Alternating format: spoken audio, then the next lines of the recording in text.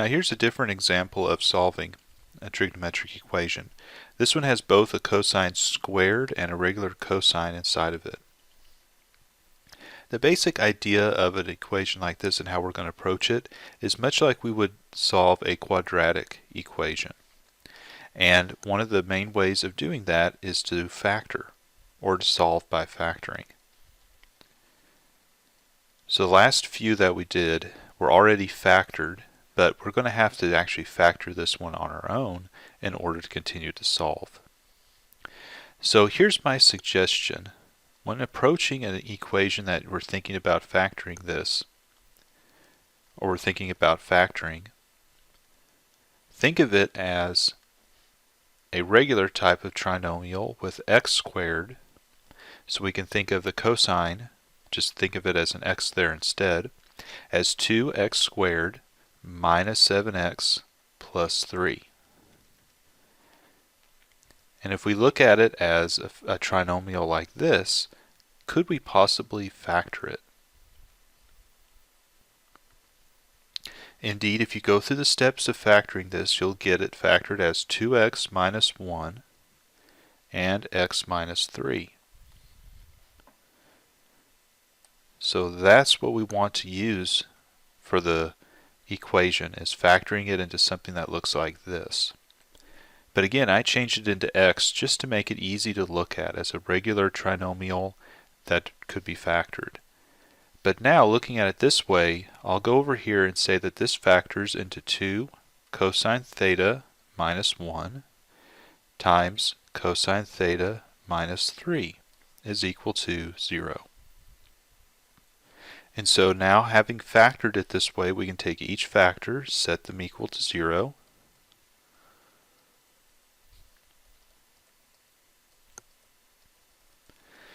This one over here, we're going to get cosine theta equals 1 over 2. And so by solving for theta, we can reduce this down and say that theta is equal to two values to start off with: pi over 3 plus 2 pi n and 5 pi over 3 plus 2 pi n. Now on this other equation, we can say that cosine theta is equal to 3.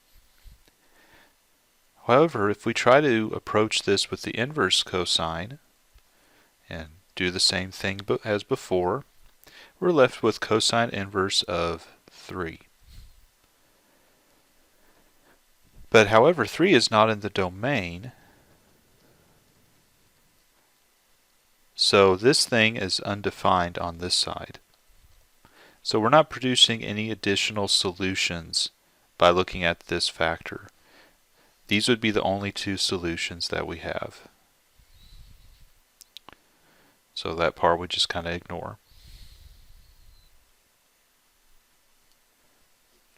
Here's another situation where we have to worry about more than one trig function, and one is raised to the second power and one is just to the first power. 3 sine squared x equals negative sine x plus 2. I will need to consider solving by factoring here, but the first thing I'm going to do is get everything on one side. So I'll add over the sine x to both sides, and I'll subtract the 2 from both sides.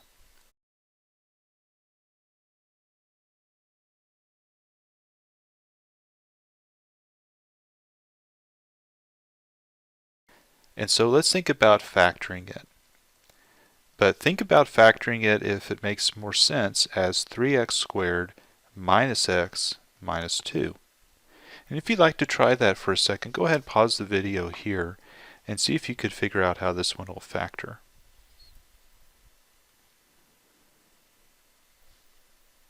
This one will factor to be 3x minus 2 and x plus 1. And so as a trig equation, it would look like 3 sine x minus 2 and sine x plus 1 equal to 0. So we'll take each of those equations, set them equal to 0.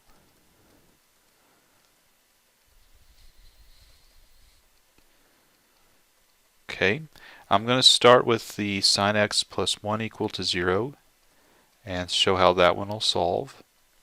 Move over the 1 to the other side. Think about the sine inverse.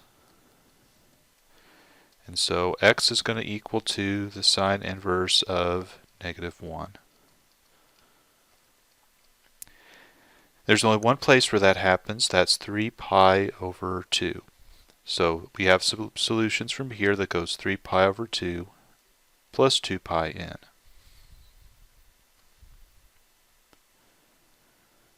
Okay, and now on the other hand, over here we have sine x. And if we move over the 2, divide by 3, it'd be 2 over 3. So let's consider this inverse sine. Now in this case, 2 over 3 is not something that we see from our experiences on the unit circle. So we're going to need to approximate this using the calculator. In radian mode again, I approximated it to 0.7297 plus 2 pi n would represent all solutions. However, there is one additional little thing that we will need to keep in mind. If we ever are doing the sine or the cosine, there's always a mirror image on the unit circle. So in this case, we're solving it, and we get something like 0.7297, and that's in the first quadrant. For the sine, there's going to be another location in the second quadrant where the value of the sine is identical. And so we need to figure out what is that angle. Here's what I'm going to do to determine it. I know how far away it is from the x-axis from the first quadrant. So if I go over into the second quadrant and take pi minus 0.7297, I get out approximately 2.4119. And so in the second quadrant, at that location, it's the mirror image of the first quadrant, and the value of the sine is identical. So that actually gives us another solution. X is also approximately 2.4119 plus 2 pi n. So we do have to look for that. Depending on what we're using, sine or cosine, we'll look at the quadrant where it's the identical value and basically use this sort of situation here where we subtract or add with the reference angle, basically considering the solution that we got from before as a reference angle into another quadrant in order to approximate the value.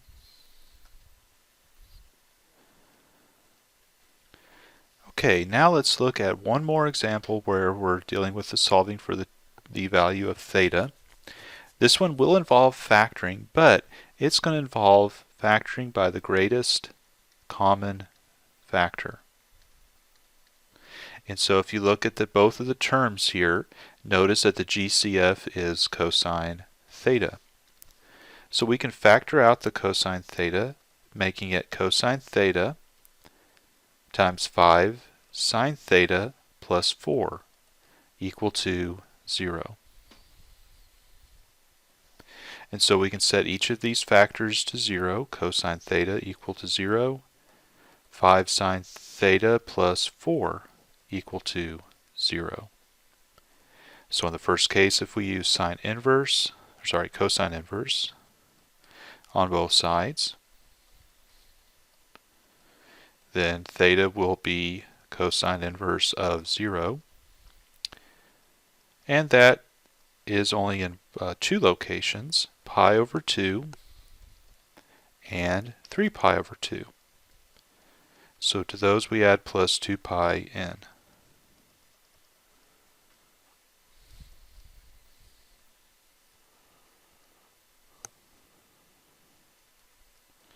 So those are two solutions that we'll get.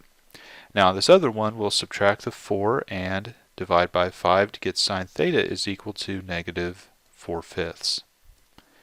And we'll probably see that if we're going to start trying to figure out the angle, we're going to probably have to use the calculator to approximate things at this point.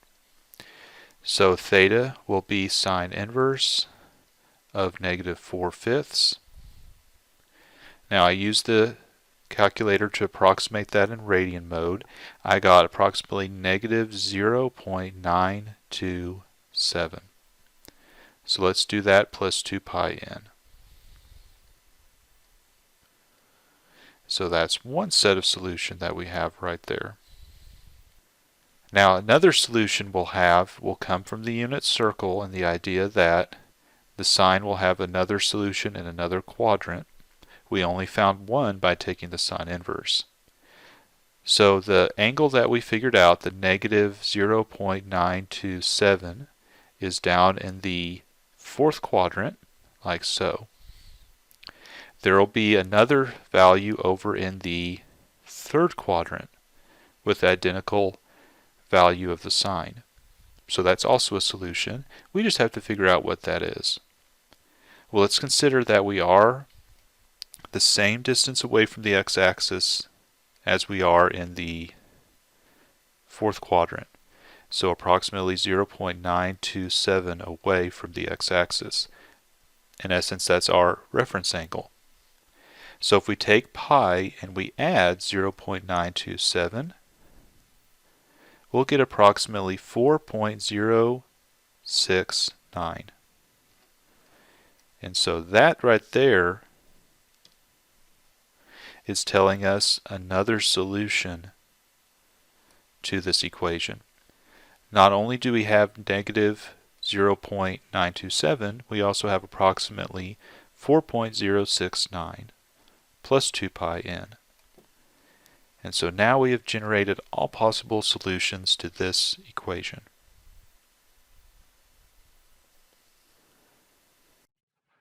Here we're going to solve the equation 2 sine squared theta minus 1 equal to 0. The first thing I need to do is get the sine by itself. So I'm going to add over the 1, get 2 sine squared theta equals 1. Then we're going to divide out the 2 from both sides. So it'll look like sine squared theta equals 1 over 2. Now since that's sine squared, I need to take the square root.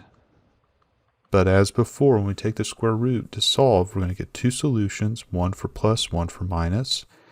So this is going to reduce down to just sine theta is equal to plus or minus the square root of 1 over 2, which would be the same thing as plus or minus 1 over the square root of 2. But when we rationalize that, it would be plus or minus square root of 2 over 2. So we have sine theta is equal to plus or minus the square root of 2 over 2, which thankfully is something we do recognize from the unit circle. So when we solve for theta, we can think about the inverse sine here. So it's going to break down into two solutions for theta. Theta can be thought of from the sine inverse of negative square root 2 over 2. And theta can be determined by looking at the sine inverse of square root 2 over 2. Okay, and so for theta, for negative square root 2 over 2, that can happen at 5 pi over 4 on the unit circle, or it could also happen at 7 pi over 4. And for over here as well, theta could be equal to pi over 4, that's from the first quadrant, but also 3 pi over 4 from the second quadrant. Since we're doing all solutions to these, we'll add on the plus 2 pi n. Now, one thing I will make note of is with this last one, 7 pi over 4, you might see that written as negative pi over 4 plus 2 pi n. They are the same since both negative pi over 4 and 7 pi over 4 are coterminal angles in the fourth quadrant. And since we're dealing with all solutions, it's okay to write it either way, either 7 pi over 4 or negative pi over 4 plus 2 pi n.